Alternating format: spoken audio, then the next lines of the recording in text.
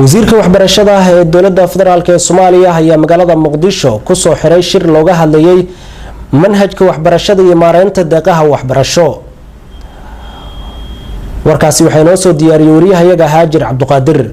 shirkan ayaa looga dooday arrimo ay kamid ahayeen nidaaminta manhajka waxbarashada, tababarashooyinka ama diyaar garowga qaadista imtixaanaadka qaran, xiriirka wasaaradda waxbarashada iyo kuwa maamul goboleedyada, iyo maareynta deeqaha waxbarashada oo muddooyinkii ugu dambeeyay uu muranka taagnaa. dhinacyadii shirkan ka qaybgalay ayaa aad ugu dooday sidii loo hagaajin lahaa xiriirka wasaaradda waxbarashada iyo kuwa maamul goboleedyada si loo horumariyo waxbarashada dalka. wasiiradaha wasaaradda waxbarashada maamul goboleedyada dalka ayaa SBC u sheegay in shirkan uu ka soo baxay qodobo ay isla garteen madaxda wasaaradda waxbarashada. wax wanaagsan baa ka soo baxay, waxaan rajaynaynaa in la sii wado oo horumarka iyo waxqabadka waxaan la oran karaa wax badan baa laga qabtay waxbarashada oo la gaaray, dhismayaal badan baa sanadkii dhaweyd ayaa la gaaray, arday badan baa baxday, jaamacado badan baa dalkii dibadda ayaa ardaydu iyo helan Soomaaliya, waxyaalo badan oo horumar ayaa la taaban kara la gaaray. iidan ka faraxsan shir noocan geentayna soo kooyn iidan ku wada hadalna sidii lan horumari lahaay waxbarashada Soomaali qodobo aad muhiim ah meel la raayay la qaaday waan iska fuurid markaan wasiir iidan mahadsantahay agaasim soo kale iidan mahadsantiin waana guul eedan weyn oo meel waxbarashada sidiisan ka kordhidan isbedelka wasaaradda la gashanay dhamaan Soomaalida dhan dareemo korta. sidoo kale waxyaabo fara badan oo dood dheer iyo xog waran kadib shirku wuxuu ku dhamaaday guul aad iyo aad aan ugu mahadcelinayna wasiirka iyo wasaaradda dadaalka ugu jiro in waxbarashada Soomaaliya marka la dib loo soo celiyo. 18 waxaan ka soo qayb galnay shirkaas oo ku saabsanaa xoojinta xiriirka wasaaradaha waxbarashada dowlad goboleedyada iyo federaalka. waxaan ka iska xog wareysanay imtixaanaadka, waxaa kaloo laga hadlay maanta deeqaha waxbarashada. shirkan shir muhiim ayuu ahaa, insha Allah waxaan rajaynayaa miro dhal inuu noqon doono. wasiirka wasaaradda waxbarashada hidaha tacliinta sare dowladda federaalka Soomaaliya Cabdiraxmaan Daar Cismaan ayaa dhankiisa soo dhaweeyay qodobada shirka ka soo baxay, waxana uu sheegay inuu rajaynayo in la dhaqan geliyo.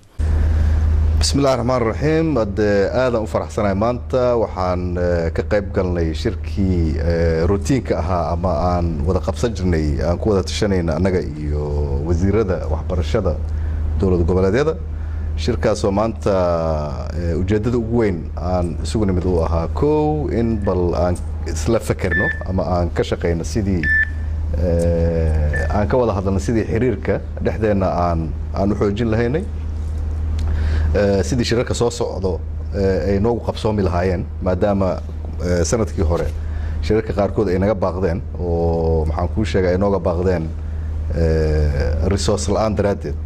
dhibka ugu weyn oo nahaas waxaa waaye oo maanta halkan hoosta aan ka xariiqanay annagii oo ma arkaysaa rabno inaan shirarkeenni qabsanno aan awood haysanin oo shirarkeenna aan ka codsanayno dad kale inay ma arkaysaa noo maalgeliyaan.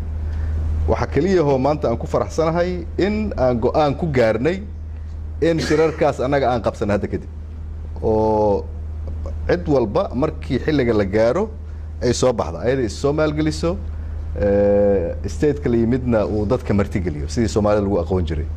wasiirka ayaan weydiiyay sida ay wasaaraddu u maareyso deeqaha waxbarashada iyo sida maamul goboleedyada ay u qoondeyso, waxana uu ku warceliyay.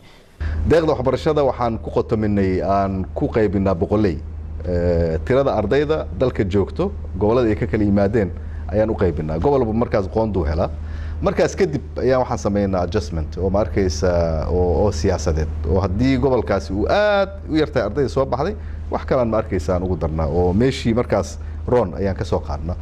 marka arrintaas waxay ahayd arrin ma arkaysa isku fahanay oo formulahaasaan dejisanay. dowlad goboleedyadana ayagana in ma arkaysa aysan hal meel ku koobin ama hal magaalo laakiin ay boqoley kusii qaybiyaan ayagana oo nidaamka gobolada ay maamulaan iyo degmooyinka la gaarsiiya deeqaha waxbarashada. Haajir Cabduqaadir, warbaahinta SBC, Muqdisho.